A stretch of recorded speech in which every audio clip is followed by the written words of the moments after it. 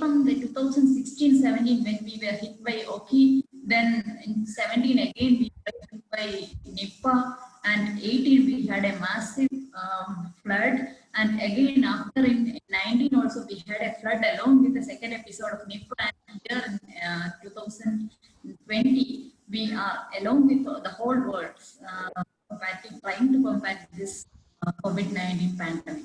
So then itself we were actually towards the novel methods of training. Through a lot of brainstorming and discussion, it was identified that online training methodology should be implemented in successful modalities. And there should be, we understood that there are many hurdles that is difficult it is difficult for many of the conventional teachers to shift to this platform rather than, students were a bit more comfortable. The new generation doctors and staffs were a bit more comfortable, but the teachers were actually not at all agreeing with us in the initial discussions.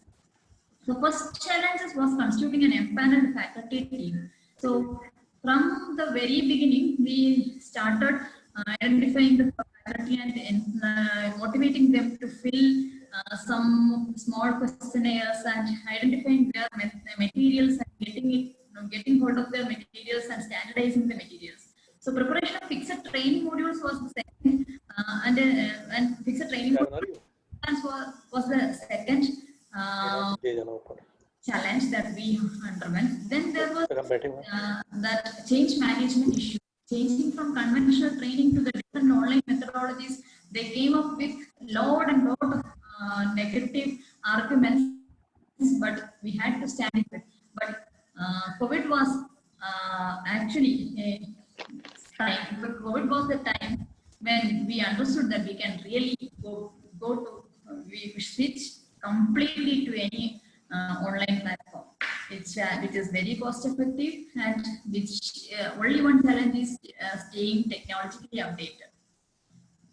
So faculty team was constituted, and the faculty was trained online itself. Preparation of fixed training modules and lesson plans for training sessions, and actually we moved to the training platform, engaging the stakeholders on capacity building. The stakeholders was, we identified that all the State Institute of Health and Family, which are the conventional training institutes, were taken into account. Then NHM training nodal officers were identified.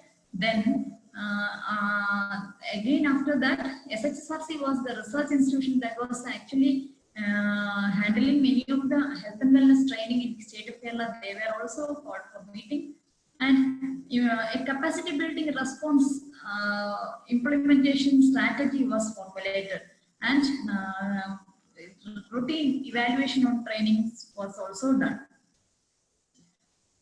Earlier itself, we started the preparation of a learning management system, which was started initially in a WordPress platform, which is under the security check, and again we started one in the Moodle platform, Moodle customization, which was done by Steedit, which is helping the NHM. Many of our training was video based. Actually, there were three modalities that we followed. One is the live, echo on Zoom or Google Meet, like live sessions. Second one is pre-recorded sessions, which are courses. And third one is, anyway, we need to go for some physical sessions, that is like ICU trainings. We need to go for the physical training. Like infection control practices, job orientation, everything where actually we prepared the videos and tried premiering it on the NHM Facebook handles and YouTube handles. It was a great response from people's side. Like many private hospitals came up very interestingly to watch these videos, that in one day their views were high up to 30,000 and 40,000. That encouraged us to maintain the YouTube channel. Actually, the YouTube channel started way back in 2018 when the first flood occurred, when there was no scope of physical training, and we started that YouTube channel to give the trainings for all the ASHAs and JPHNs regarding what are the messages that should be given in the camps. The trained PPTs were converted to motion pictures that we actually trained ourselves from online platforms. And then we also encouraged the Zoom echo sessions, along with Echo India platform. We never let any of the platform to go without helping the state of Kerala. We developed a faculty dossier registration platform which accounted all the faculties. And various online training sessions and online workshops were conducted to develop the material. Along with all the 19 to 25 program officers, many of them have their online materials ready by now. We had a huge PIP in 2020-21 and 19-20. Actually, we have reappropriated our administrative section so as to change all the training modalities to online platform, like setting up of a district console and a state console, and also preparation of training materials. We use various channels to propagate. I already told YouTube channel and Facebook Premiere and LMS platform were few among them. All of our healthcare staff came to our target population: doctors, staff nurse, nursing assistant, laboratory technician, field staff, ASHA worker, Anganwadi workers, attendants, housekeeping staff, ambulance drivers. There was specific training for ambulance drivers for carrying patients to from COVID suspects to the testing places and discharge person to houses. Like everyone and everybody were trained.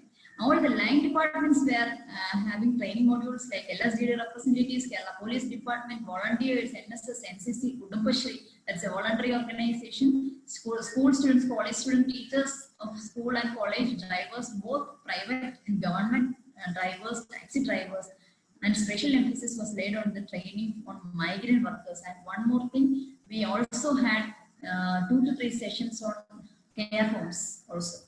General public training were always there on the Facebook and YouTube channels, which included mainly infection control, care of COVID, how to do quarantine, how to go for a test, how to analyze a test, what is the psychosocial support, and like that, everything was there. We were able to schedule training seasons very easily. It was a paradigm shift, very rapid change. Everybody was familiar with this online platforms. That increased the coverage of training materials to the public as well, and even the Kerala Government Secretariat actually calls for the wants us to make the materials and calls for training every now and then. Through online training sessions, we were able to provide the training sessions for nearly 11 lakh of the people, which including the staff of health department and other department, along with the ASHA, who were the volunteers. There is a potential of replicability, but I guess this ECHO and the Zoom-based training was much more successful, much more earlier designed in many of other states before it reached Kerala. Slowly, it is moving to other departments of the system who were actually following us in the preparation of materials and dissemination. Vertically, we know that many of the other states are having very much higher outcome in this type of trainings. And that's all from the training part. We had a very extensive training session till now, and we are actually expanding on the online training platforms. Thank you, sir.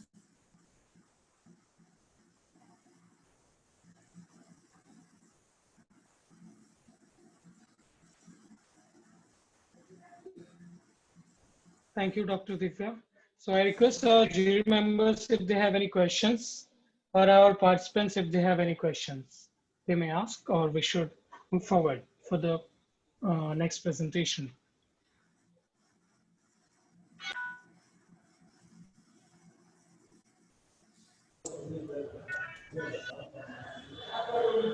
I have a question. These training sessions were all based on YouTube videos, or they were also by other means? Sir, we actually conducted training session, and that will be recorded, and that will be propagated by YouTube channel anyway. But some of the sessions, they were very interesting that we took on the Facebook. We propagated it via Facebook Premiere also. That gained a great advantage because like infection control, that was a manual which was having 11 modules, and all the 11 had more than 30,000 views in first 24 hours. We premiered it in Facebook also. After the YouTube version was out, many people asked us to actually ask the link, and they were actually utilizing that. And so we thought it will be very good if it can reach more people via Facebook and all. They were in English. Yeah, both in English and Malayalam, sir. Because for nursing assistants, Malayalam will only help. So English was the first version, then now it is in Malayalam also. That was based on the special request from the nursing assistants group that we prepared all in Malayalam. And all this we have given to iGoat platform also, so that Government of India can also publish in any of the platforms. So have you made it available to for other stakeholders? Yes, sir. Yes, sir. We are having a Dropbox full of 40 GB of training materials alone. So 40 plus GB of training materials alone. So we have given to the Government of India training wing. Then we have sent it to NHSRC and SHSRC, so that SHSRC is anyway having that, and we have sent to SHSRC Kerala, and NHSRC also we have sent that. And now that there is a COVID-19 repository for Government of India, so I have uploaded that in that also. Okay, thank you. Thank you, sir.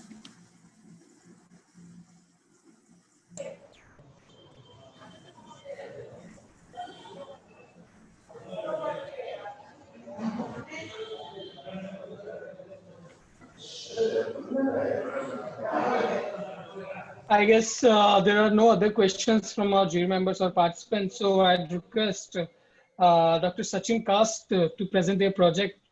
And the project is, one second, please. Sachin.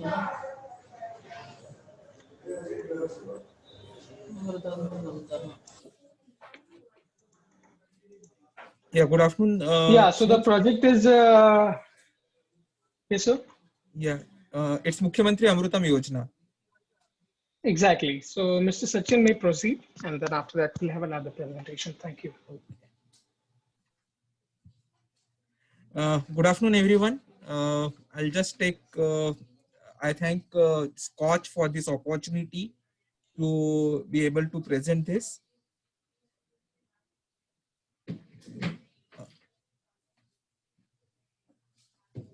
Yeah, is my screen? Yes, it is visible. Yeah, it is visible, right? Okay, great. So I'll just start. It's basically Mukhyamantri Amrutam Yojana, which was started in the erstwhile state of Gujarat when our Honorable Prime Minister, Mr. Narendra Modi, was the Chief Minister. So it was something which we started